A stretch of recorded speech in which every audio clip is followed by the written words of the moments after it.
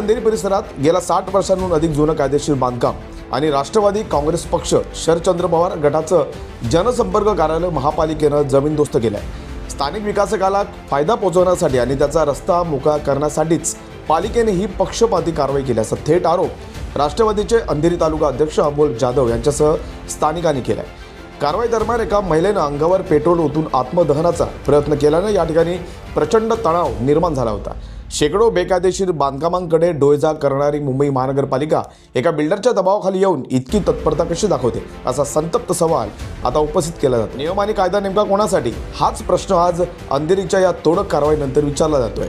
1960 पासून जे सर्व वैध कागदपत्र, पुरावे आणि टॉलरेटेड स्ट्रक्चर असल्याचा दावा वारंवार करूनही के-वॉर्डच्या अधिकाऱ्यांनी स्थानिकांचं एकही ऐकलं नाही आणि हे जुनं स्ट्रक्चर पाडलं। ही केवळ राजकीय सूज उगवण्यासाठी आणि निवडक टार्गेट करून केलेली सिलेक्टिव्ह ॲक्शन आहे, असा आरोप राजकीय नेत्यांना। एक बाब म्हणजे कारवाई सुरू असताना वॉर्ड ऑफिसरनं फोन घेणंही बंद केलं होतं, त्यामुळे पालिकेच्या पारदर्शकतेवर मोठे प्रश्नचिन्ह निर्माण झाले आहेत। मुंबईत हजारो अनधिकृत मजले उभे राहत असताना जुन्या कायदेशीर कार्यालयांवर हातोडा चालवून पालिकेनं नेमका काय संदेश दिला हे आता पाहणं महत्त्वाचं ठरलं।